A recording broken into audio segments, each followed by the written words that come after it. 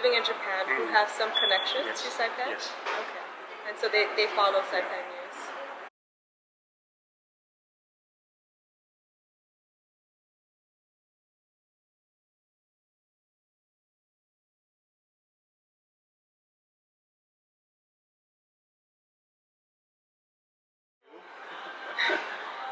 That it might be premature to talk about that right now. I mean, I know everybody's thinking about it and talking about it already. But you know, from my perspective, we are in the middle, actually just in the beginning of an investigation on the government, and we also have to be fair and objective. Yes. We don't have all the records yet that we've asked for. I know the criminal investigation is still ongoing. We don't know yet what the probable cause is. So it's very early in this process. But I can talk about what should happen legally. You know, if there is a vacancy in the office, yeah, we can talk about that. And I can talk about the process.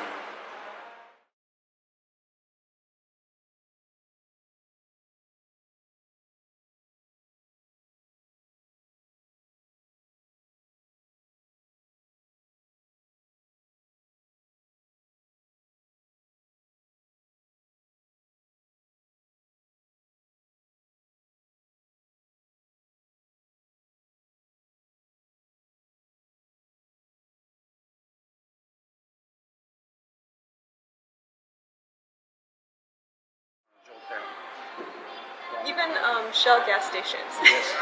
Yes. Certain types of businesses really do, invest in service. Yes. So 90% more. And I think that's changing too, especially with this younger generation, and especially with social media.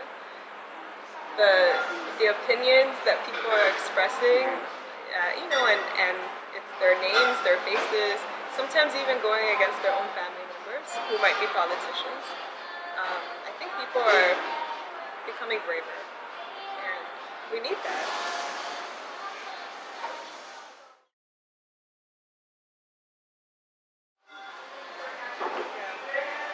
Yeah, I think about that all the time. What kind of future are we building now?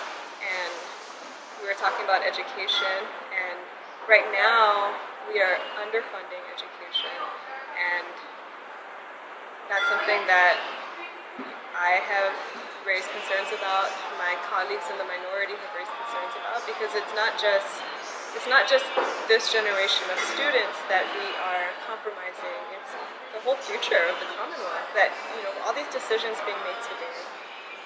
And so, you know, I think a lot of politicians like to say education is a priority, but our budget reflects our priorities, and I can't say right now that education is one of them, and it's really sad. But I think that we'll be dealing with these effects for years to come.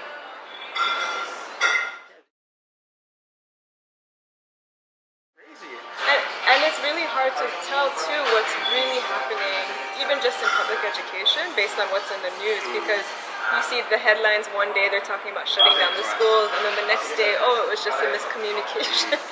That's a major miscommunication. But I think even then, people aren't hearing the truth, right?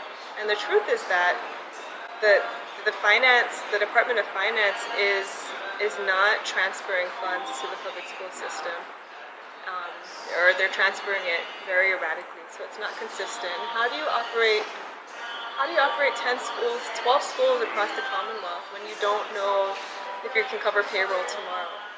It's really crazy.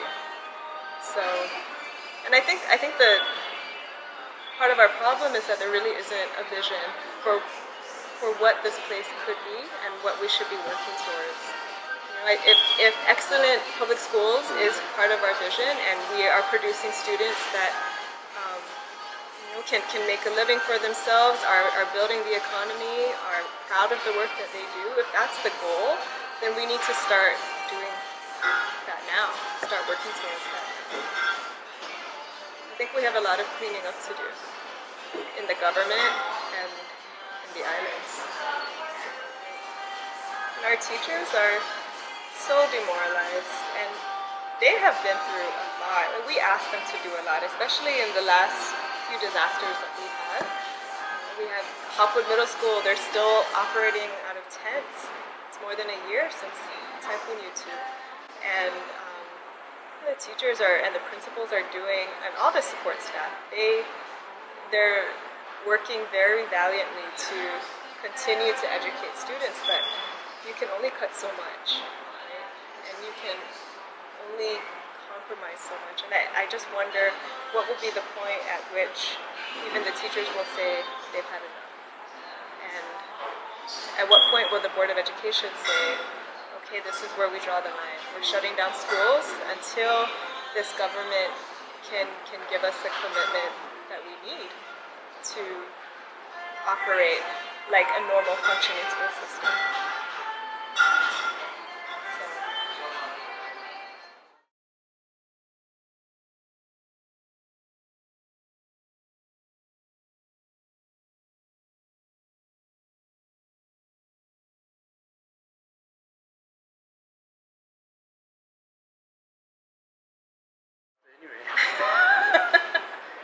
Well, I just wanted to say before I forget that there are school gardening and agricultural programs happening now in our public schools, and in fact our Teacher of the Year teaches agriculture to students at Hopwood.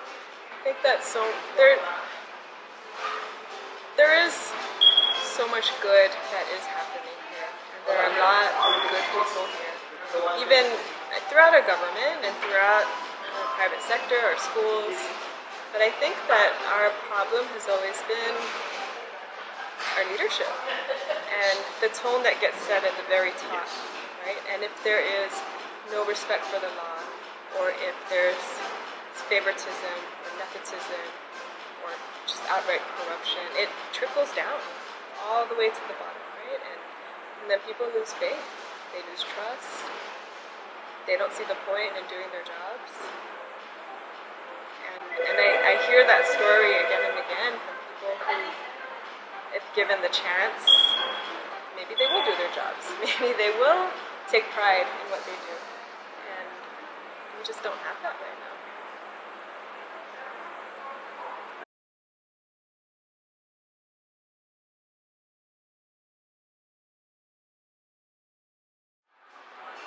Yeah, well, and from what I'm hearing, these vendors are owed a lot of money, at tens of millions of dollars, and some of them are suing, and at least one of them is trying to get a lien on the casino, and if they foreclose on the lien, then they would take over, right? And but they're pushing now, if the Casino Commission cannot make IPI comply, cannot make IPI pay or follow the law, then revoke the license and rebid it to a developer that can finish the project. Because you're right, it would be a total shame for just this unfinished eyesore in the middle of Gareth to sit there and go into disrepair like La Fiesta or like Timian Dynasty for that matter. Right?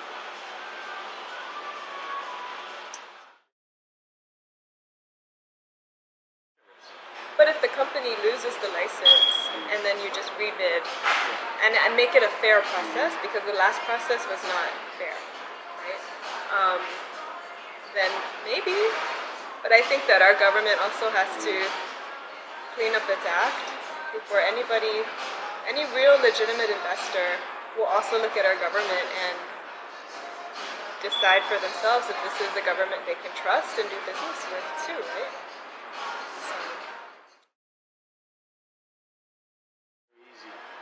Well, what's being proposed for CNMI is not so much a base, but they are proposing to use the islands, Tinian and Pagan especially, for training. And the actual bases will still be on board.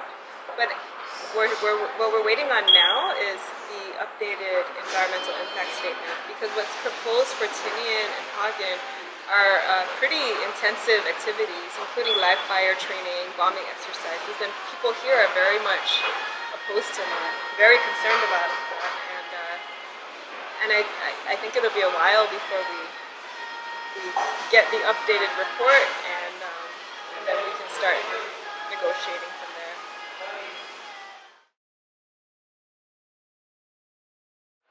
Yeah, I think the Chinese influence here and the investments and the casino, I think all of those do have some effect, some impact on the military's plans out here too.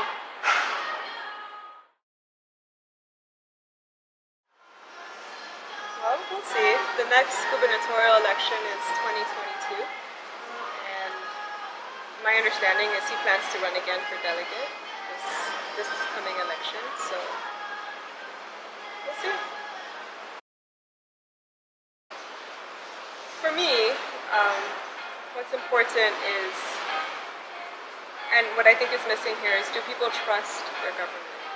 And you can disagree on certain policies, you can dislike personalities, but overall, on the whole, do you trust your government? And do you trust the people that you've elected to make decisions that are truly with the best interests of the people in mind, and with the future in mind as well? And I don't think we're there yet.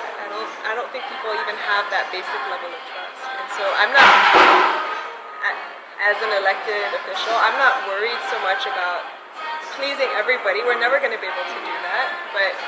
But I think restoring trust in the government is paramount, because I think to develop a vision, a collective vision for the future, you have to have that basic level of trust, and people have to believe that you're in it for the right reasons, and then maybe they can be inspired to support that vision and to contribute to it too. Right? So to me, it starts with trust. Yeah, I hear what you're saying. And I also am of the belief that for us to attract and welcome tourists and to make them want to come back again and again, we also have to make this place better for the people who live here, right? And make it, well, one, clean it up and take care of our environment and clean up our government and make it a government that everybody can trust, both the residents and the visitors, and they know that they'll be treated, everybody will be treated fairly, right? And then the services, basic power and water and public education and all the amenities, and our parks are beautiful and well taken care of, and people are happy to be here, and then people will be happy to come and visit, and maybe they'll come back, right? And to me it's very, it seems so basic, and we have to go back to these basics, right, that are being neglected right now. But in terms of what we're doing in the House, you asked about all these investigations. I'm a member of the minority, and the minority is pushing for an inquiry, an investigation on the government. And we have asked for a lot of records from the Department of Finance. We're also watching what happens with the criminal investigation. And all the evidence that is gathered in the criminal investigation could be made part of our inquiry. And then we actually want to open it up for hearings. We want to have some town halls and get some feedback from the community about what is the state of our government, and where do people think we should go from here? How do we restore trust? It really comes back to it. There's always potential here. That's something that people say a lot. There's so much potential in Saipan to really make this the best community to live in. And we have resources that we haven't fully begun to use, right? Or make the most of. And then there are people who have certain skills, but we haven't fully developed them. Maybe people just don't know that they need to turn their cucumbers, right? And how do you really create the best product and put that out for sale? And then, and then you can really build an economy off of these, one by one, and do it small. I think so much of our history in terms of economic development has been about how to bring in the big money, fast money. And certain people will get rich very fast, but everybody else just stays poor. And I think we need to change that mindset. Even now when people talk about what's going to happen with this casino, what else can we do to bring in some other investor that will replace it? I just think, what can we do at the level of our people to build from the ground up? So we're always looking to the outside, always looking for outside money, outside workers, outside developers. Yeah, we can talk forever. Jungle Jim. I know Jungle Jim. He's my partner. Oh, is he? Okay, tell him I said